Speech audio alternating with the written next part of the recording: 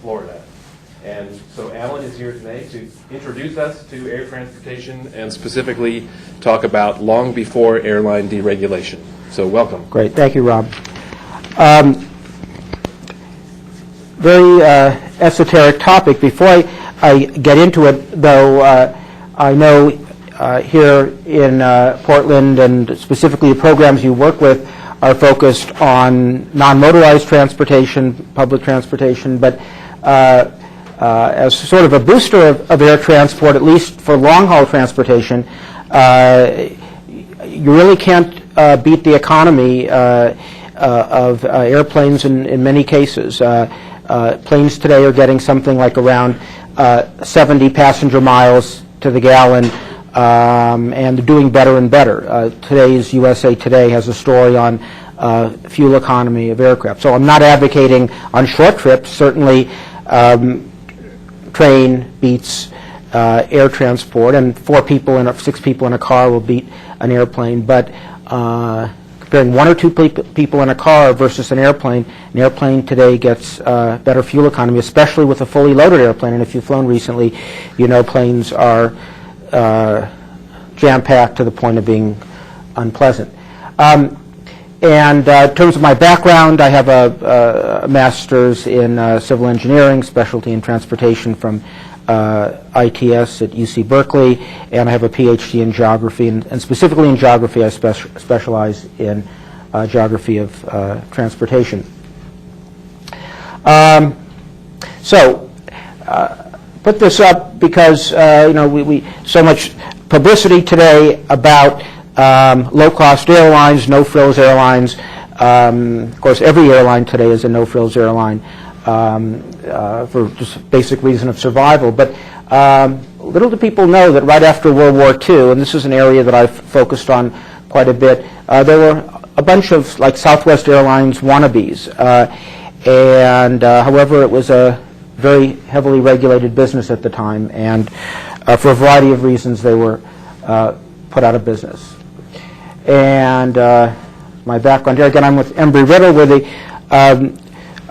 I say we have more syllables than any other university, Embry-Riddle Aeronautical. I haven't counted the number of syllables. There's quite a few. But we're the largest university focusing in aviation, aerospace research, and education. And we train more pilots than anyone in the world, with the exception of the U.S. military.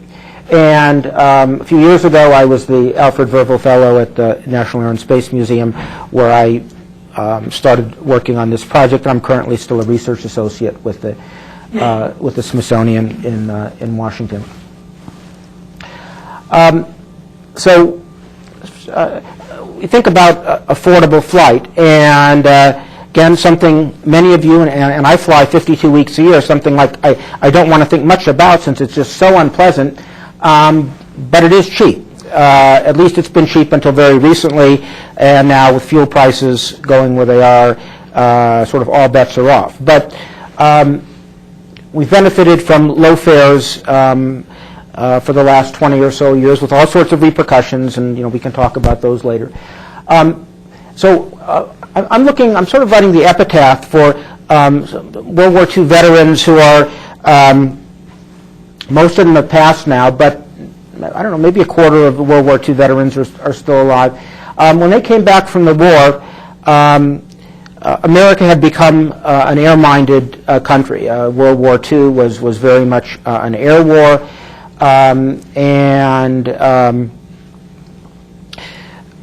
guys came back and found a system where airfares were very, very high. People couldn't afford to fly. People now had family all over the country.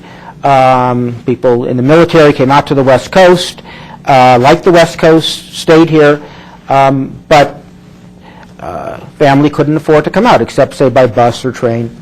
But there was a potential for affordable air transportation, but it wasn't affordable at the time. Something like only 10% of the U.S. population had flown in 1950. It might have been a little higher, but somewhere in that ballpark. Anyway, these guys came back from the war. It was entirely men flying for airlines at that time, flying in the military. Came back from the war and wanted to keep flying airplanes. Unfortunately, the demand for pilots was not very high because flying on the airlines, many of them, some of them still exist today, the big ones, American, United, and so on. There were a limited number of jobs because airfares were very, very high. This is from a brochure from the War Assets Administration, and it kind of sums up the story. And again, I'm writing the epitaph of these folks who, just a few of them are still around. They didn't write it themselves, so sort of I'm writing it for them because I think it's an interesting story, and I think there's a good commentary on, a useful commentary on air transport policy today. Okay, I'll read this. The one thought uppermost in the minds of many servicemen was to start their own businesses when they were discharged. For most pilots, their desire was either to get into flight instruction or with airlines, or better still, to start their own airlines. Of course, one problem, it was a totally regulated business, so they really couldn't start their own airlines. They did, but by doing so, they were breaking the law. This was a situation pretty much made to order for them. Never before in our history could it have happened. On the one hand, there were pilots and planes. On the other, manufacturers and producers were crying for fast transportation of their products to market. A general shortage of other forms of transportation heightened the situation. So not only did we have all these pilots who wanted to fly, but there weren't jobs because there weren't many passengers. It was expensive.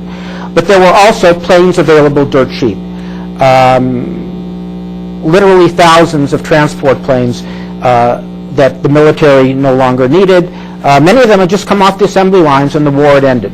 So here were aircraft that could carry 20, 30, 40, 50 passengers available literally for not quite pennies on the dollar, but certainly nickels on the dollar.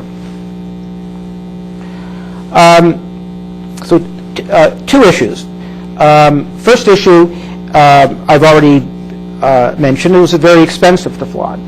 Here's something that, kind of an editorial that came out of an air transportation magazine in the 1930s. And basically what it says is, can low fares stimulate travel?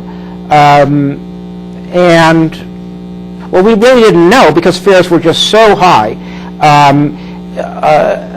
But there were a couple experiments done in the 1930s, and there was a sense, but it couldn't prove it yet, that it was high fares that kept people from flying, not the fact that it was perceived as being dangerous. And it was perceived as being dangerous, and up until, say, the early to mid-1930s, it was dangerous.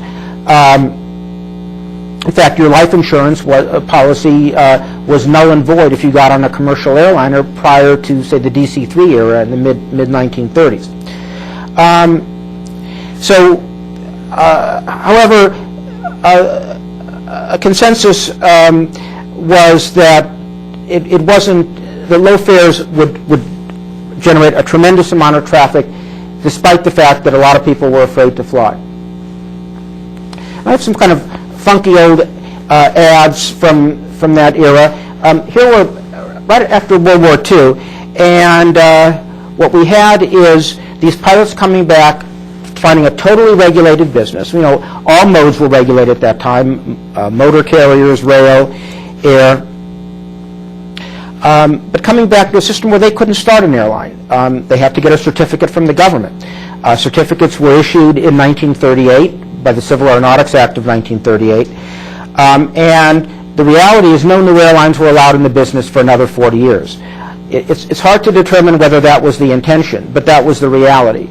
And that's why deregulation, and of course, you know, we have to scratch our heads about deregulation today after 30 years of it, but we didn't have a new airline enter the business to fly between states for a period of 40 years. It's kind of ancient history now, but what we did have,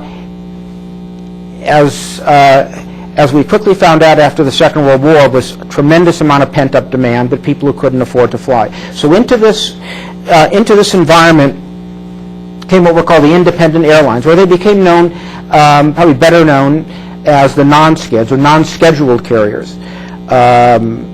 And again, these veterans coming back from the war, buying airplanes for pennies on the dollar, couldn't really get into the business except there was a loophole. And that loophole was if you flew charters, you weren't subject to the same level of economic regulation as if you flew scheduled flights.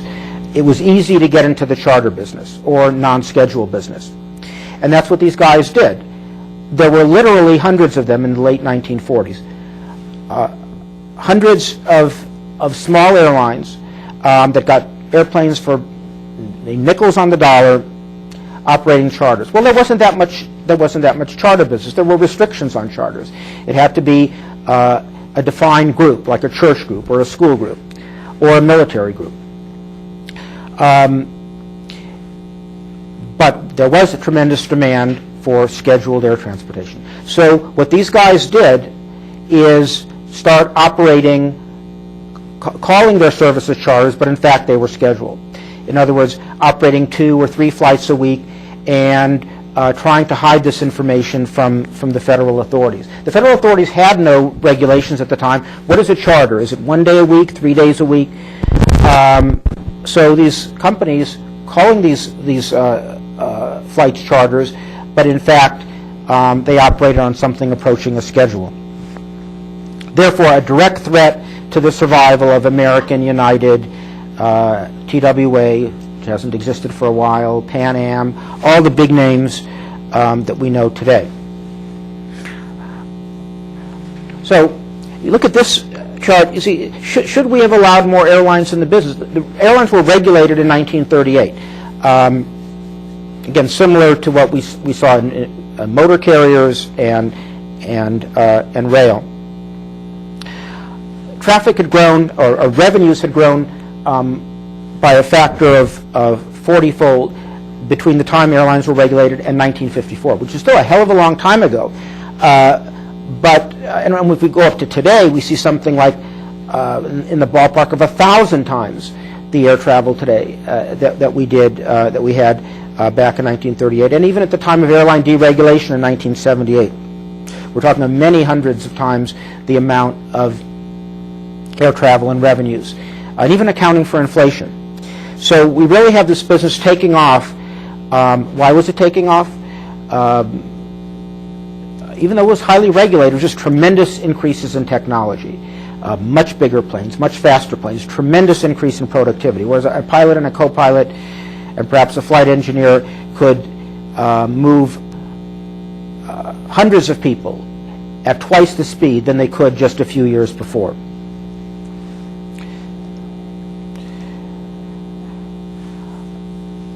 But I'm not here to criticize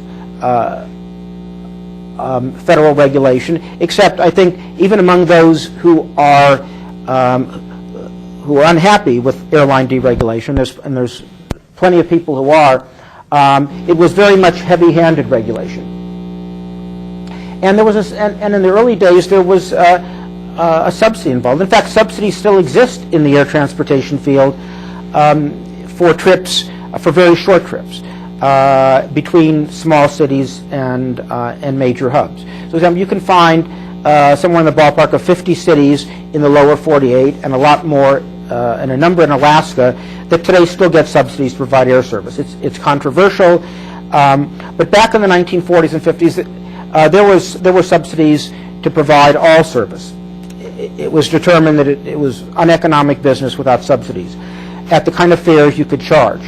Kind of fares you could charge would be, say, the equivalent of going on a train first class, i.e. Pullman, having a sleeper on a train. And those are the fares that it was determined that was the most they could charge. The feeling was if you allowed more competition, then the subsidy would have to increase because you allow new airlines in that can undercut the big guys there who are getting the mother's milk, the subsidy from the federal regulators, and if they have to fight cutthroat rate wars, then it's going to require even greater subsidy. But the reality was that if you just offered no-frill service, and what we saw back then is basically what we have today, in terms of these guys coming out of the woodwork, finding a loophole in the law, operating charters that in reality were scheduled flights, names that we don't see here, but I'll show you in a few minutes. if you jam-pack a plane, don't serve meals, you can cut fares a lot. But at that time, right after the Second War, there was nothing but first-class service. Every seat on an airplane was called first class because the economics of it were such that there was like no way without a subsidy you could make money. So you might as well call it first class because it's going to be a high fare. But then I just said that if you stuck more seats on the plane, you could have brought fares down. But these guys weren't interested in stuffing seats on the plane. One reason they weren't is their passengers, there was no incentive to innovate, there was no new competition, and they had always carried basically businessmen and at that time it was, people in business were overwhelmingly men, and movie stars. In fact, as late as around 1960, 70% of the people who flew within the United States were white businessmen, and whereas today it's somewhat just under 50% of people flying or traveling on business. So see these numbers up here. 6 cents a mile is what you would pay to fly on American or United. 4 cents a mile in coach. And the big guys, American United, were eventually forced into offering coach service. Coach meaning, the term was taken from the railroad industry, but what we see as economy service today. And then within California, and this has been reported quite a lot the last 20 or 30 years. California was used as a model for airline deregulation, and that fares in California were very low because as long as your airplane didn't cross state lines, you could operate a scheduled service. California at that time didn't regulate air transportation on an economic level. Safety-wise, it's always been regulated by the feds, but in terms of economic regulation, federal regulation didn't intrude into individual states. But California was the only state that had great distances and wealth and tremendous population where it could support its own airlines. And fares in California were roughly half of what they were per mile in the rest of the country. This is kind of a blurb that, well, actually, it's from one of the brochures of these called air coach carriers or non-schedule carriers that found this loophole in the law. Well, it's a charter, but we'll do it so often that it'll really be scheduled. Eventually, the federal authorities cracked down on them. But okay, here's a sort of a comparison. This is again going back a long, long time. This is going back 50, 60 years, certainly 50 years, and you can see a comparison. What's interesting, and I know most of you are not, air transport people, but interesting thing is that bus and rail played extremely important roles in terms of intercity transportation back in the 1930s, 40s, 50s, and even into the 60s. That a middle-class family, and I did work on this on my dissertation, the bus was a common mode of transportation, Greyhound, and there were other lines at that time, to take between cities for a middle-class family. Today, a middle-class family wouldn't be caught dead on an intercity bus, but as late as the 60s, it was not uncommon, and back in the 30s and 40s, it was quite common. The fares were roughly half of what it would cost to go by airplane. Well, you can see, they took this figure of $10 a day for value of time, and as transportation students, you have to scratch your head at that. Can you take a figure like that? Because it's for a business person, there's a great value. For a senior citizen, it's a totally different value, probably close to zero. But if we just accept the fare and tax, you can see how inexpensive it was to travel by bus and by rail coach. And you can see that air coach, which is what I'm talking about now, these guys sort of coming out of the woodwork, starting airlines, having some success at it until the federal regulators said, you're not really a charter, you're a scheduled airline. such that American, United, and those airlines got into the same business of cramming in more seats, taking away meals, although those eventually came back. Of course, now they've probably disappeared forever. I mean, these numbers, well, I think it's interesting, too, to see that that you can buy a cross-country airline ticket today. This is for if you shop around a bit, for basically what it cost 50 or 60 years ago. And this kind of shows how dramatically the cost of air travel has dropped, because, of course, incomes are probably 10 times what they were then, but the cost of an airplane ticket is roughly what it was back then, which means if you look at it in constant dollars, you can see that flying today is dramatically cheaper than taking a bus was 50 years ago. So what did these guys accomplish? Eventually, restrictions were put on them. Well, you know, it's not really a charter because you're operating flights like every other day, so they were restricted to 10 flights a day. 10 flights a month, and eventually to 3 flights a month between major cities and 8 flights a month between non-major cities. That was Congress got involved at that point, and they went back to 10. Eventually, it was shut down, and anyone who was operating more than 10 flights a month was shut down. But it did stimulate the Americans, Uniteds, and the big airlines then, and with the exception of Southwest, the same big airlines we see today, into offering a competitive service. So it took these guys coming out of the woodwork to provide the competition to say, well, maybe there is a market for mass transportation. Again, airlines did not become mass transportation until the notion gained popularity in the 50s, and by the 60s it was acknowledged that it was mass transportation. So what did these guys with these airlines that no one has ever heard of, they did accomplish some things.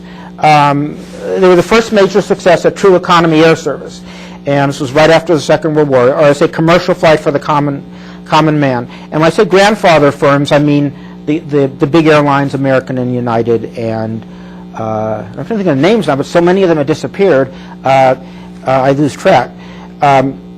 And of course, every airline of the old line firms, the non-no-frills airlines, they've all gone bankrupt with the exception of American. I mean, they've emerged from bankruptcy in many cases. In many cases, they haven't. But it's interesting that all of the old line airlines have been through bankruptcy at least once, with the exception of American Airlines. So grandfather firms, ones I mentioned, concerned almost entirely with luxury service for the businessman. Charters. The legacy airlines, as they're often called, were not interested in charters, since these airlines were really formed to operate charters.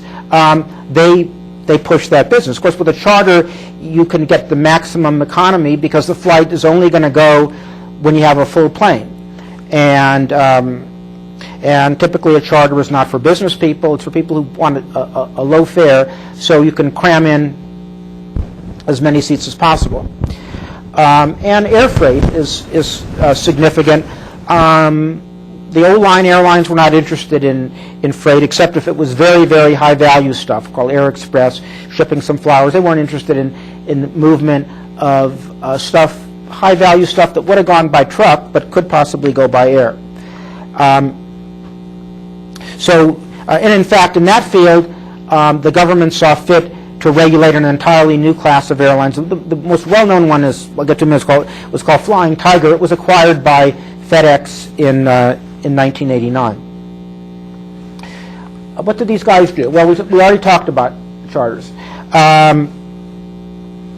They were given government contracts. As it turns out, in time of war or in time of some political crisis around the world, the government was able to use the extra lift that these guys provided. And again, at one time there were hundreds of them. There were hundreds of them right after the war. In fact, there were some estimates that there were thousands, but a lot of them found no business. Guys coming back from the war, get an airplane for $10,000, a big airplane, but there's no business.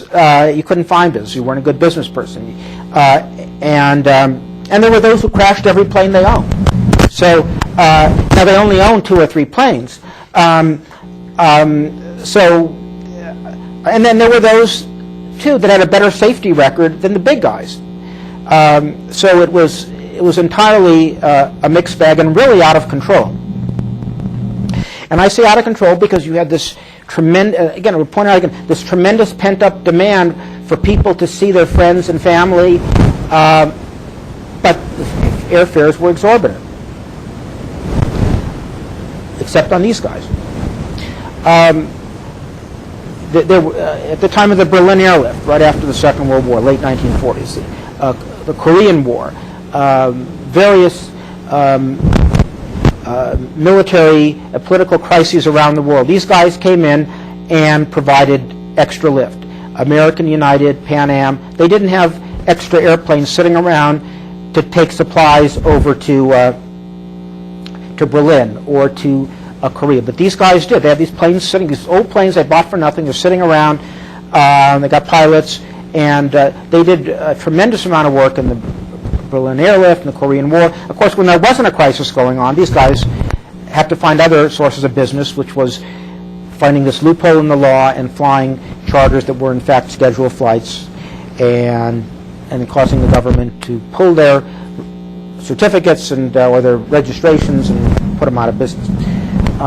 So there's these government contracts. The descendants of these airlines, some of them are still around. A few of them are still around. And in the first Gulf War,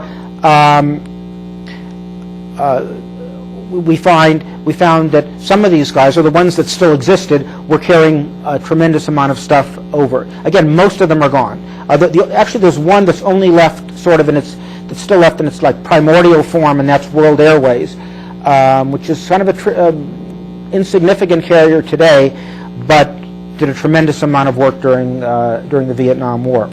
I went into the schedule business during deregulation for a while and didn't do well at it. Civil air movements, just carrying troops from one place to another. For the government, these guys could offer cheap transportation. And then the controversial thing, individually ticketed passengers, highly restricted. 10 flights per month was eventually a restriction put on them. Then it got tighter. Then Congress intervened because this was a small businessman, and there's a small business committee or subcommittee in Congress. And so why these guys are allowing poor people or lower middle class people, or even in some cases middle class people, to fly who otherwise couldn't afford to fly? Why are you coming down on them? And the government, the Civil Aeronautics Board, the government regulatory agency would say, well, we're coming down on them because the big guys are barely profitable as they are. If they have to match these guys' fares, then they're going to have to be subsidized by the American public even more because they're going to be losing money. Of course, the reality was somewhere in between, because we found that the traditional airlines actually made more money by having lower fares, to some extent, just because you could cram a hell of a lot more seats on a plane and get more revenue that way than just a relatively few seats and much higher fares. And they did some other kinds of special things as well. They find some countries around the world, in Europe and Asia, after the Second World War, wanted to start their own airlines, didn't have the know-how, but some of these entrepreneurs in this country helped them. Philippines Airlines started that way. A number of the Middle Eastern airlines started that way, which was these guys that had these charter or non-sched airlines in this country, desperately looking for business. Mass movement of refugees. a number of cases of this, displaced persons from Eastern Europe after the Second World War. TWA, American, didn't have enough manpower, didn't have enough airplanes. These guys brought these people over to the U.S. or to Australia or to Canada or South Africa. I can't give a figure, but thousands of the people who eventually came to Israel after the Second World War were flown by these guys with these U.S. airplanes from Europe, and other examples in Africa and elsewhere in the world. I mean, they were desperate to find business. And I mean, I use this negative term, but they were looked at as sort of the underbelly of the airline business. The largest was North American Airlines. They were total violators of the law. But they had a lot of money. They had good attorneys. What they did is it was called a combine. They had this network of a bunch of different airlines, and each of them operated only 10 flights a month. But combined, and they had at least 4 companies, they could offer daily service. So you had Airline A that would have service on Monday, Wednesday, the next week, Tuesday, Thursday, the next week. So that's sort of, it's 10 flights a month. It's not really a schedule. It's an irregular kind of thing. So they were abiding by the letter of the law. But then this North American Airlines had these other firms that would do it. If you did Monday, Wednesday, that would do it Tuesday and Friday, and another one would do it Saturday and Wednesday.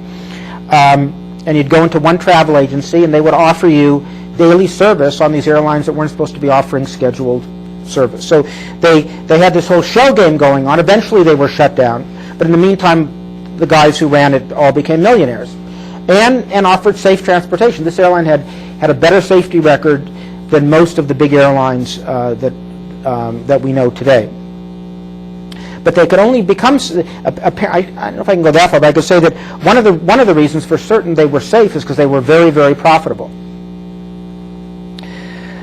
The argument was made that these guys were skimming the cream. I mean, it's something that we could argue forever, and the whole premise of transportation, or one of the premises behind transportation regulation, of course, is that you have to serve big markets and little markets. So you're protected from ruinous competition, and the price you have to pay for providing service in a major market is you also have to provide service in less dense markets where you're losing money, but hopefully it's to be made up in the bigger markets.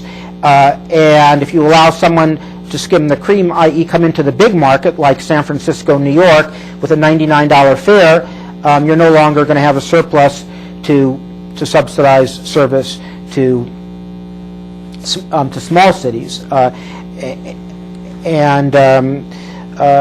But it isn't clear that was the case, that is entirely an accurate representation, because the service provided to the small cities at the time was really bad. In other words, if you had to provide service, let's take a small city in this state, like in Oregon, like Klamath Falls, and if you go back to the 1940s and 50s, you'll see the flights into Klamath Falls would come in at 2 in the afternoon and then 11 at night. Well, who can use a plane you need a flight at 8 in the morning, or 7 in the morning and 4 in the afternoon, not 2 in the afternoon and 11 at night. So what the airlines would often do is, at 7 in the morning, they're going to operate from Portland to Seattle, not Portland to Klamath Falls, because they can fill the plane. So the service to these smaller cities was not very good. And in addition, if you look at the people that were carried by North American Airlines at that time, it wasn't the same kind of people who would get on American Airlines. In many cases, in a lot of the things I've read and talking to some of the old-timers who were involved, people who didn't have luggage. I mean, they would come aboard the airplane with a bag. So these are people who would never have flown if it weren't for low fares. And of course, if you fly today, you have to scratch your head at some of the people that come on the plane. And so we know that it wasn't an example of skimming the cream. These are people who would have ridden on a bus. There was no way they could have flown if it weren't for these low fares. But then you could still make the argument, well, you still need high fares to subsidize service to small communities. But the service to small communities was pretty bad. They met the letter of law. They provided 2 flights a day, morning and after 2 flights a day, but there was no regulation morning and afternoon. So, and would often be at really bad times. Some of the other World Airways are still around. Just these guys played a big role in all of these political and military conflicts around the world. But there were times when there were no conflicts, and when there were no conflicts, these guys went out of business. Air America, Southern Air Transport. There's a CIA connection here as well. Is that, and if you've seen the movie Air America, it's not an accurate representation of what the carrier was, but it was owned by the CIA, and often the CIA would buy some of these sort of no-name airlines, and that were, I mean, they had the airplanes, they had the know-how, and they could provide some sort of cover. On one end, you could say, well, it's an airline. I guess it's a real airline, but it really wasn't a real airline. I mean, they would do both. They would do some regular stuff, and they would do some stuff for the CIA and other government agencies. And Flying Tiger Line was sort of the air freight pioneer. There were a few others. They've gone out of business, and then they were acquired by FedEx. But what's interesting here is that as myopic as the government regulators were at that period, which, a long time ago, 50, 60 years ago, they did recognize that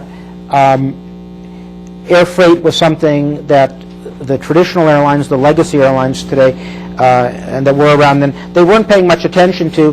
And if you gave them their own certificates, carved out an area for them, it really wouldn't hurt the Americans and Uniteds and Pan Ams very much. So, in fact, they were regulated, given some business, they were given a territory all their own, which is the beginning of the all-freight carriers. Of course, we have total economic deregulation today within the U.S., and internationally it's very much deregulated as well. So none of these categories are too significant today. If FedEx wanted to start a passenger airline, it could. If American wanted to start a FedEx, it could. But in that era, it was quite different. I don't know how well you can see this, but it was what I was talking about a few minutes ago. These guys, and the last one passed away a couple of years ago, who formed this this very complicated kind of shell game of a bunch of different airlines, and each permitted only X number of flights. Generally, it was 10 flights a month on an irregular basis. But combining them, you walk into a travel agency, and they sell tickets for all of them. They put one name on it, but in fact, it's being operated by airline A, B, or C. You don't know which airline it's being operated by. And this was really the predecessor in many ways of Southwest Airlines. I mean, the guys who formed this were very shrewd. They had an excellent safety record, and made flying affordable. But they were just flagrant violators of the law, and were put out of business in the mid-50s. And then, they sold their planes at a profit, and again, they all became millionaires. There's another one, United States Overseas Airlines. Again, we're talking about the 1950s. And you can see this. I think this is an ad that appeared in a newspaper in Los Angeles at that period. And these fares aren't that much different from what you could find a few years ago. And again, we're talking about an era where people's incomes were an eighth, a tenth of what they are today. So, so these fares were not such a bargain then, but roughly half of what they would have paid if they flew on one of the name airlines. Again, I said there were hundreds of these cars. I just put this one up because this guy is passed away, I believe, in 2000. Gus Callis. He founded General Airways. I don't think has anyone heard of? They haven't existed. Well, one reason is they haven't existed for 40 years. But it was based here in Portland. You can see the rows. And a charter operator that flew stuff from here to Alaska and within the country and did defense work and helped found the Jordanian airline. But again, he was would be considered I don't want to use, well, too deprecating of a term, but represented this underbelly of the industry because he couldn't provide scheduled service. So he provided these charters that were in fact that could be perceived as scheduled service. And there was incentive to break the law, to operate more flights than could be deemed a legitimate charter by just selling tickets individually to people, not a fixed group, because otherwise you'd go broke. Because there wasn't enough defense business, especially when there wasn't a war going on. It's interesting, at least I find it interesting, in California, this is from the late 40s, right after World War II, in California, there were already more people flying than driving or, than taking the rail or buses between Los Angeles and San Francisco 60 years ago. And there's only one reason for it. It was because there was no economic regulation within California, and the feds couldn't touch air service in California because the planes didn't cross state lines. I had to be certain people didn't fly and then connect on an American and connect to one of the California airlines. One of them was, I don't know if any of you remember, but they ceased to exist about 20 years ago. Name was PSA, Pacific Southwest Airlines. They were the model for Southwest Airlines today. And so this proved beyond a doubt that if you pick a major market and you pack the plane with seats, even 60 years ago, you could get fares close enough to rail and bus where you could be competitive, and because of the time savings, you could make money doing it. I mean, of course, Southwest Airlines proved that prior to deregulation. If it weren't for Southwest and this airline, PSA, probably wouldn't have been airline deregulation, because those airlines could demonstrate that if you pack a plane, take away the frills, turn the plane around quickly, operate one kind of plane, you could make money. These other airlines, American, United, had fairly luxurious service. Of course, luxurious service is a distant memory today, but they lost money with high fares and luxurious service. These guys made money with no frill service, no luxuries. But these guys crashed a lot. So it kind of puts a little damper on things when you have 10 times the fatality rate, which they did, of the big airlines. So here's another magazine article, some vintage article from probably 1950. Low-cost fly-by-night planes are no bargain. Too often they end up like this. So it looks like a kind of a B-movie kind of thing. And why did they have 10 times the fatality rate of American and United? And probably the biggest reason is they were just, well, a number of reasons. And I'm not a safety expert, but they were very poorly financed. And I mean, they were starving. And there weren't enough federal inspectors. And of course, we've seen recent publicity in that regard, but you still have a much better situation today with Southwest and with American Airlines, of course, recently been in the news with their maintenance issues. But you have to remember, there were hundreds of these mom-and-pop airlines, literally mom-and-pop airlines, and not enough federal inspectors. And these guys were literally living hand to mouth. There's a few cases, probably more than a few cases, but if you have read about that a plane would go on coast to coast, it would land in Chicago or Kansas City to refuel, and then they'd pass around the hat to pay for the gas to get to New York. So as bad as it is today, with even the peanuts gone, at least no. I mean, that might happen next year, but back then it was not. I mean, just many stories, anecdotally and in print,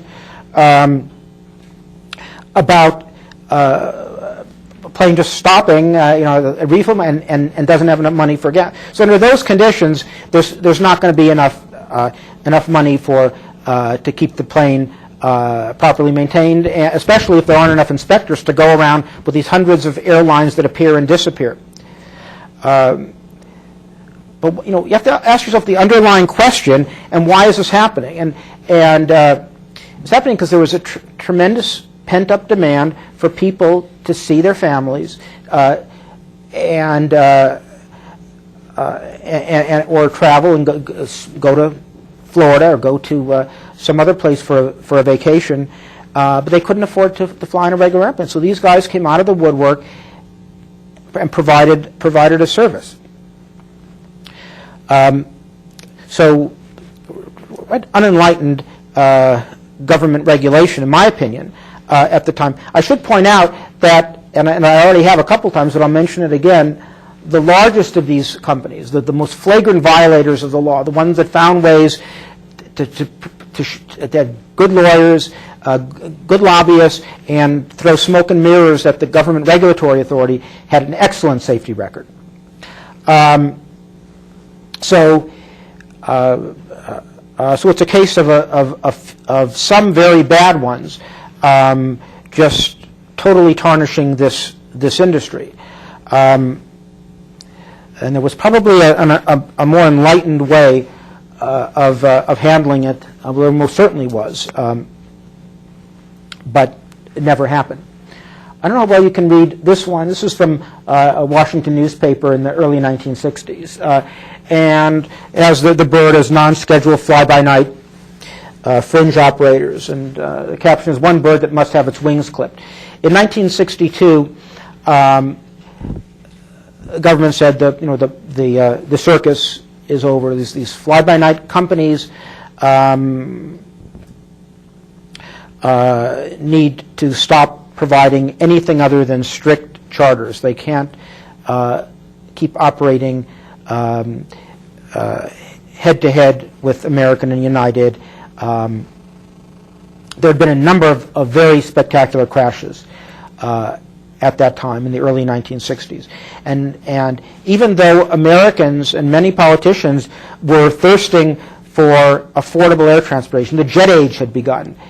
You could show on paper that if you made a no-frills service coast to coast, you could cut fares dramatically and do it profitably. But that wasn't to happen. At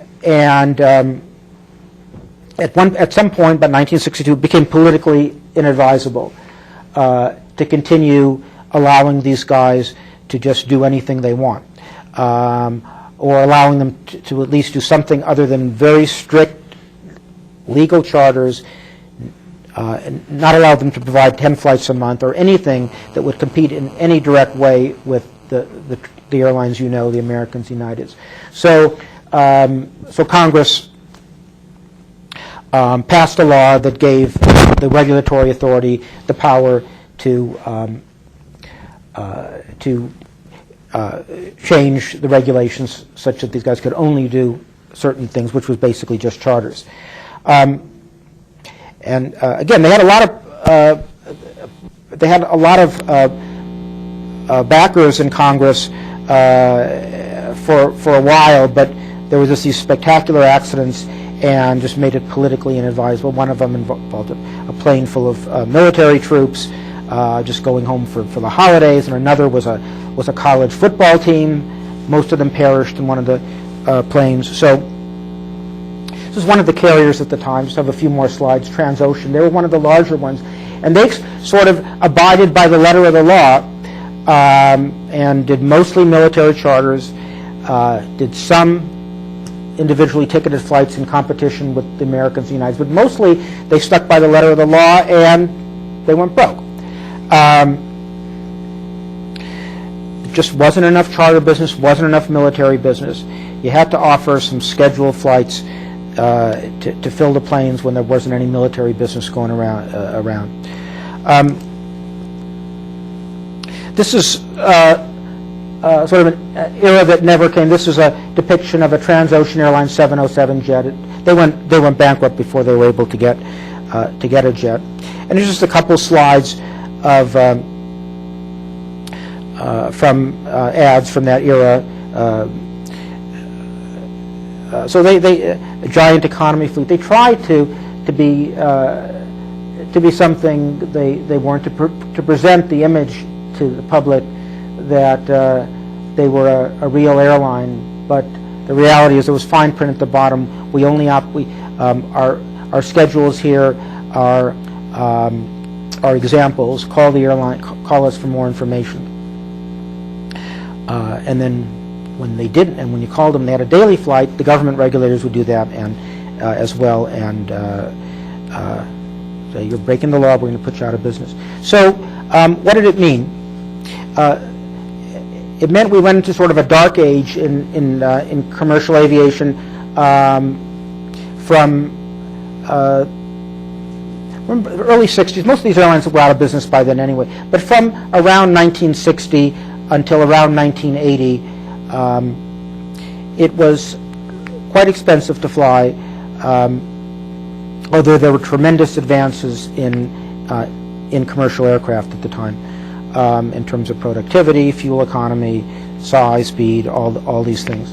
And that gave rise to the deregulation movement, which was, how come this little airline Southwest is making all this money, and all these big guys are charging a lot of money, and they're not doing well at all. My conclusion is that regulation wasn't very good, heavy-handed, and deregulation hasn't been so good in many ways. Although it's a function of bankruptcy laws and ownership laws, it's more complicated than just deregulation. And I think we're probably seeing today that a relaxed form of regulation probably would have been the best solution, to allow new companies into the market, a market that was growing almost exponentially, potentially exponentially, with Americans having more money, at least during this post-war boom era. Tremendous advances in technology, tremendous significant increases in family income, and yet people were prohibited from flying. And then we had this sort of pressure cooker that exploded with deregulation in the late 70s, and all hell broke loose, and we kind of see the result of it today. So I think something can be learned here in terms of overall transportation regulation, that if you're going to regulate transportation,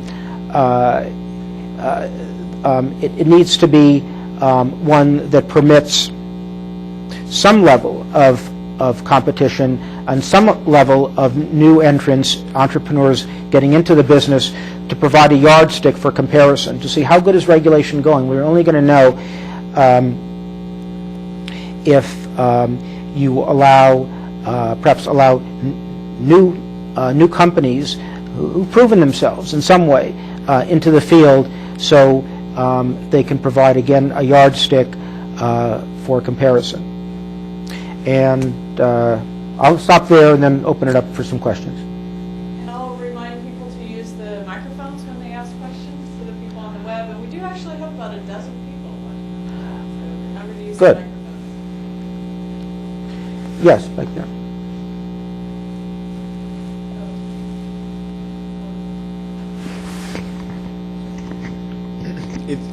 It seems to me that without all of these, the mom and pop airlines, as you refer to them, that the development of sort of commercial airlines would have taken a different course.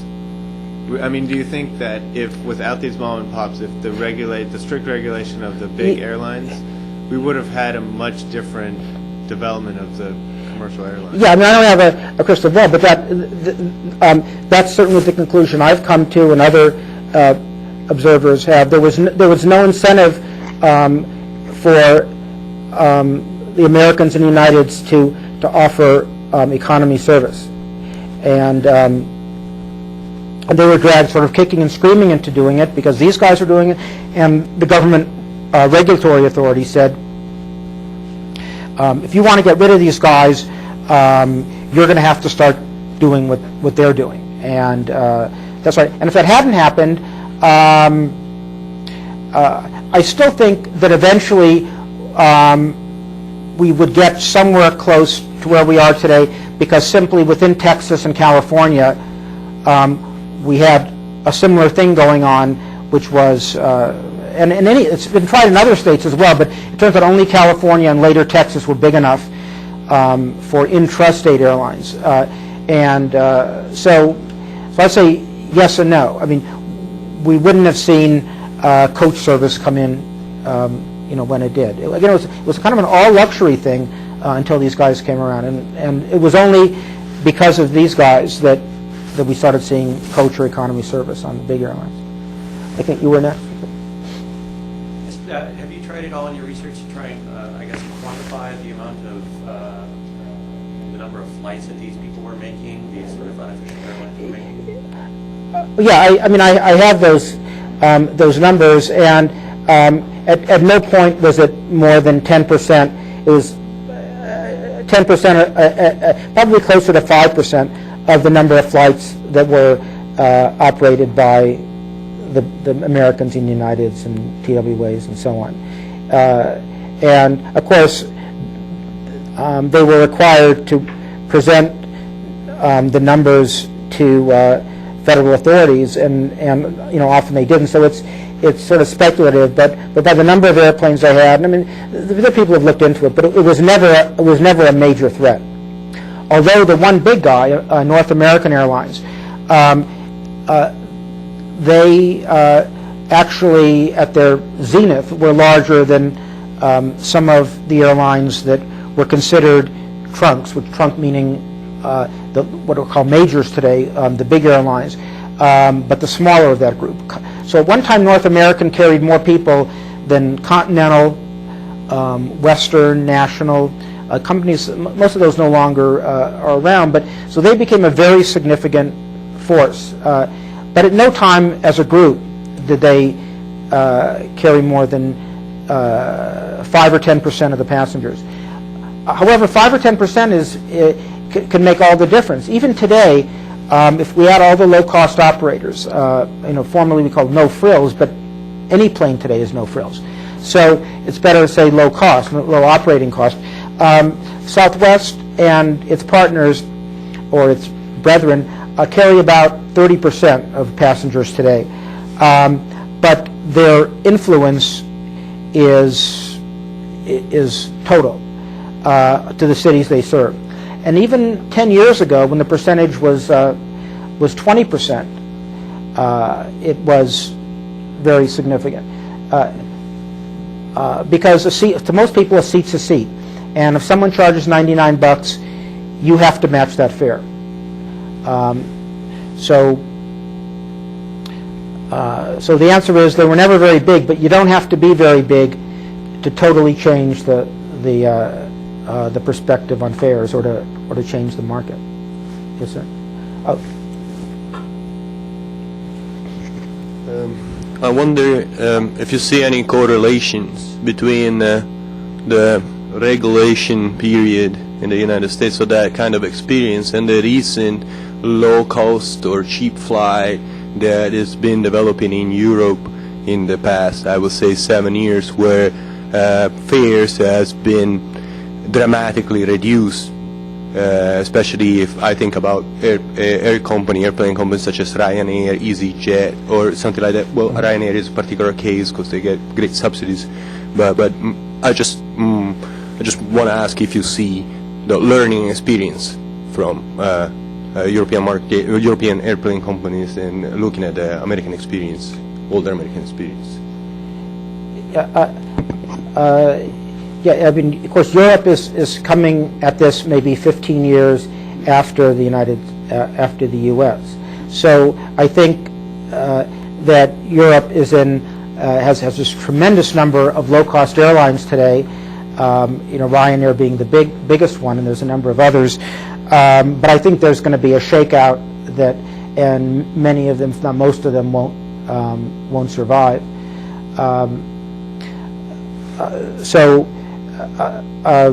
Whether they've learned from the U.S. experience, I don't know, because people like cheap fares, and that's what they're going at. I guess I know I kind of compare the two situations in a nutshell, but Europe had a different, is different in terms of transportation overall. The distances are and this sort of addresses your question as well. One, just generally speaking, with a broad brush, distances are shorter in Europe. Population densities are higher, and the rail system is infinitely better. So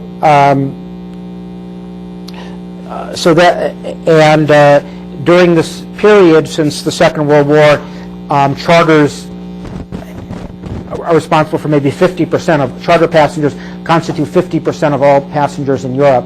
Now that's dropping, whereas in the U.S. charter was never more than 10%. So, and in other words, so many people in Europe go on holiday and take a charter down to the Mediterranean, and so historically in Europe we have basically the traditional airlines that are very elite, carry business people, and charters carry everyone else. And in this country, the Americans and Uniteds carry just about everyone, businessman, businesswoman, leisure person, and we deregulated early. So I don't know. I don't know that we can learn. I think the lessons can be learned is they're going to have the same problems we've had in this country, but they're just coming at it 10 or 15 years later. So I don't know if that. So you say they're going to have the same problem? In other words, most of the low-cost airlines there are going to die. The better managed ones will. So like I say about airlines, a seat's a seat, and generally speaking, an airline's an airline, and how many brands of salt do you need in the market? How many different airlines do you need? There's not much. They all fly the same airplanes, have the same sorts of delays, and same sort of unpleasant experience. So the better managed ones will survive. But something interesting is that ultra no frills seems to work in Europe, and it isn't clear whether it's going to work in the U.S. Ryanair charges for absolutely everything, and a significant percentage of their income comes from selling ancillary services. The plane goes into an airport 30 miles from anywhere, and then they sell you a bus ticket or get you a rental car or hotel rooms or T-shirts, and literally you're in a bazaar the moment you get on the plane because everything on earth is for sale. And that's how they can offer these unbelievably low fares. But so far, it isn't clear whether that works in the U.S. Skybus tried it; it didn't work. They were only around for a few months, but they flew into Columbus, Ohio, which is not anywhere where that many people want to go. They flew everywhere in America to Columbus, and and it wasn't a hub either. It was just people going or coming to Columbus, and it's a college town, but it's not. So, and there's one other airline called Allegiant, and they do that, and they seem to be doing okay. They go from everywhere in America, small town America, to Vegas. So we see a difference that Europeans seem more open to ultra no frills. We may go ultra no frills in this country simply because that's the only way airlines can survive. Eventually, of course, none may survive. It may be like other modes of passenger transportation, like city buses and rail, where it's we don't know. Air transportation may be passenger air transportation may be an inherently uneconomic business, and then we'll go. But people need to fly to get long distances across oceans, so we may go back to some form of regulation. But I'm not smart enough to know the answer to that. I don't know who was next here. Yeah, I'm just curious if there are any transports that still exist in this time period. And the ones I'm curious about are like Evergreen Air, Air Transport International, like Linden Air Cargo. I'm just curious if you know where they got their start. What was the first one you mentioned was? Evergreen Air, Evergreen, Yeah. ATI. Yeah, those. Yeah, all of those come from a later era,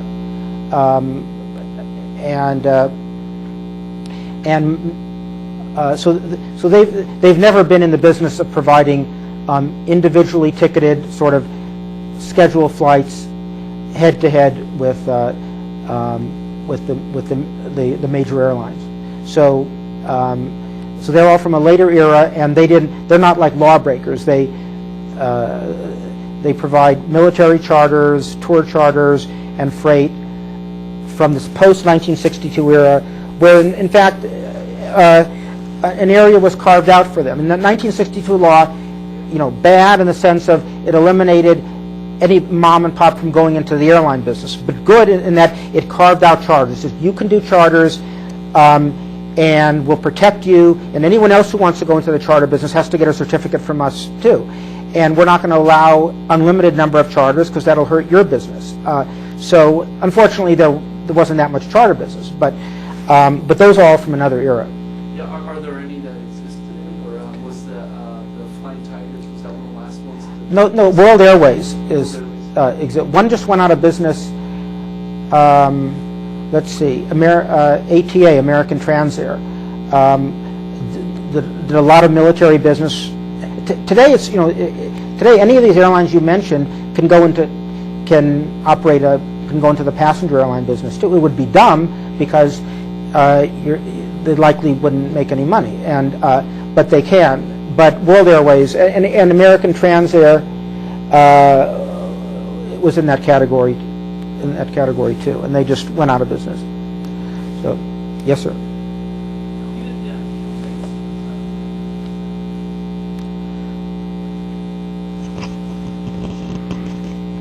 You had mentioned that one of the advantages that the charter airlines had over the larger airlines was basically the inexpensive capital of the planes after World War II, and also kind of a different business model. But I'm curious about labor costs and how those were different between the two airlines, in particular because that's one of the arguments you hear today as to why these smaller airlines are able to kind of compete on a different playing field from the larger airlines. Yeah, the labor costs were significantly lower. In fact, in many cases, you'd find the ex-serviceman's wife or girlfriend was a flight attendant or a stewardess, as they were called then, and they were non-union. A couple were unionized, so it was, there were federal regulations in terms of how much you can fly as a pilot, consecutive hours, and so on. And so those have to be enforced. On the other hand, union work rules typically are more stringent than that, and they weren't governed by those work rules. So, and even today, there are a hell of a lot more people pilots who want to fly planes than there are jobs. So these guys were willing to work for next to nothing. And in many cases, they violated the FAA, or at that time it was called the CAA rules on regulations on how much flying you can do, but the labor costs made a dramatic difference, and so it wasn't just the cheap airplanes, and probably I should have injected that as well. It was the fact that they had low labor costs, but probably more important than any of those things is they just decided we're going to stuff a lot of seats into these planes, and people won't mind because it's just for a few hours. I should mention when I'm asked by the media today, and I talk about low labor costs. Today, it's kind of been erased by high fuel costs. So, if we look back to the time of 9/11, since then airlines have cut costs dramatically. And if you fly, that not only are planes more full because they've taken some planes out of service, but pilots have lost their pensions and they're flying more hours and they're making less money. All of those savings have been wiped out by high fuel prices. So when I'm asked about, well, is it a good time to start an airline because all these airlines are going out of business, they're cutting back. United's going to cut back 10 to 20% this year. But it's not a good time to start airlines because no matter how low your labor costs, the fuel is going to kill you. In that era, fuel was dirt cheap. Yes, sir.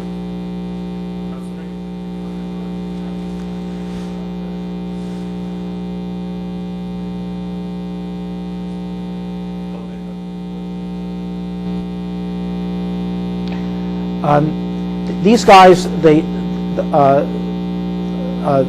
non-scheduled airlines, or non-schedules as they were called, typically followed, to some extent followed the pattern we see today of low-cost airlines. They went into airports where their costs were lower. The king of that is today is Ryanair in Europe, but where they have, in some cities there is no secondary airport, so they served the airport. They were like sent out to the boondocks of the big airport. So if it was at Chicago, at that time it was Midway Airport. Midway has had a renaissance now with Southwest Airlines, but they would be sent out to some godforsaken terminal building somewhere.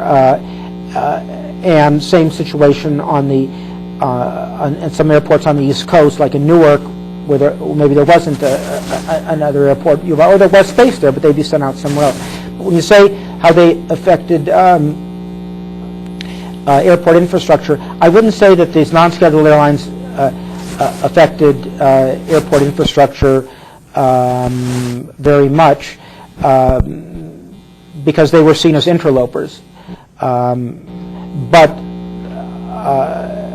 So in terms of low-cost airlines today, of course, we see a totally different thing, in that low-cost airlines try and find an airport that's convenient, yet convenient yet low cost, and that's caused some secondary airports to be built up dramatically in the last few years. So, but could I go back to your question about how the big airlines, how they affected infrastructure? In a sort of secondary way, I mean, these World War II veterans prodded them, forced them to offer economy service, therefore meaning a lot more passengers, therefore meaning airports became what they are, eventually became what they are today, which is, more unpleasant than going to the unemployment office or something. I mean, these things with, millions of people. In fact, in many cities today, the airport is the number one public structure, public building for. That's what in terms of passenger flow. We have a Grand Central Station in New York. It wouldn't be the case, but in most American cities, even if you include the sports stadiums, there are more people coming through the airport than any other facility. And why? Low fares. People's families are spread all over, and of course, business, and people want to see the world. And no matter how unpleasant it is to fly, people still fly because if you don't, you're not going to see your family, and you're not going to get to see other parts of the world. So you just have to just prepare yourself for the unpleasant experience and the TSA and so on. So I don't know if I've answered the question, but in a nutshell, it caused air traffic to explode. Therefore, the infrastructure was built. Yes. We have several questions from the web. I'm not Okay. going to have time for them all, but Okay. I'll throw one out. You mentioned that relaxed regulation might have been a better path to follow. What would you suggest? What are some of the guidelines?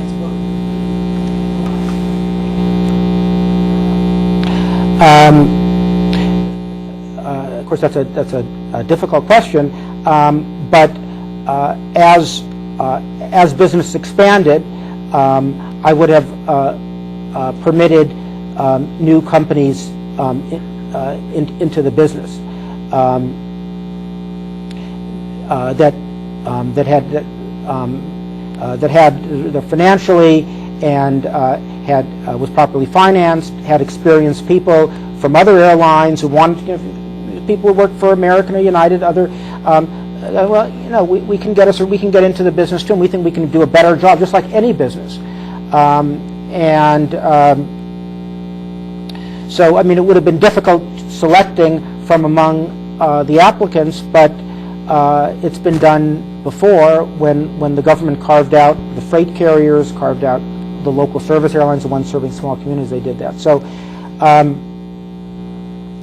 I would have done that, And a more, that's a for sure. In terms of something that's more speculative, is having a ceiling and floor on fares, and I don't know whether that would work, because you know, an airline seat that goes empty is you can't put it in inventory; it's gone forever. So there's tremendous pressure for an airline to sell the seat at anything above the marginal cost, which is next to nothing. There's no longer any food on the plane. You barely get a drink, and the infrastructure is already there. So so the only one I could say for certain would be allowing new companies into the market that were financially fit and had experienced people in maintenance and so on the staff. Again, easier said than done. Yeah.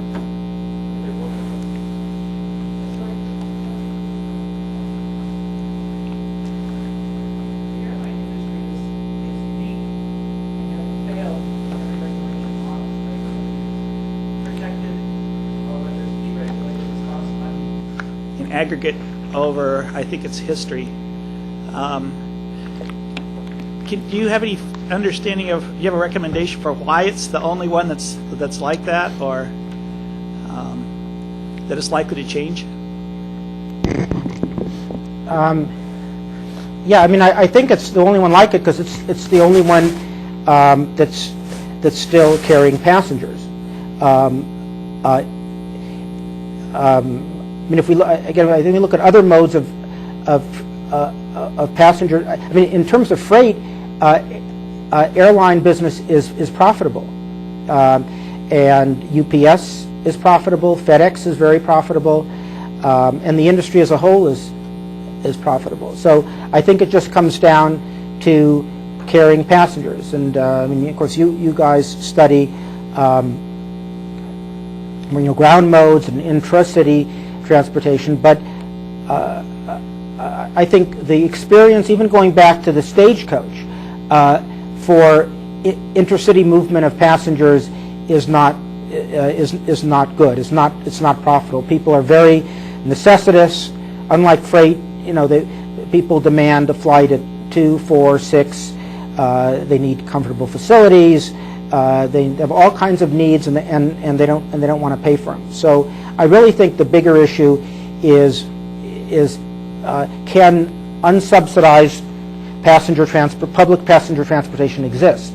And so and it isn't. I mean, maybe you couldn't address that, but I don't know whether, just as I said a few minutes ago, whether public passenger transportation is inherently unprofitable. And I think it's a good question because it may well be that it isn't. Well, I think we'll close our seminar for today, and before we thank Dr. Bender for his presentation, next week we have our very own Professor Jennifer Dill presenting Where Do People Bicycle? The Role of Infrastructure in Determining Bicycle Behavior. So more chances to talk about infrastructure next week. So let's thank Alan for his great presentation. Yeah, thank you.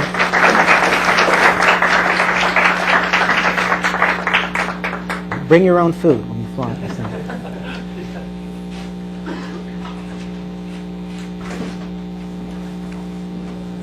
Thank you very much. Yes.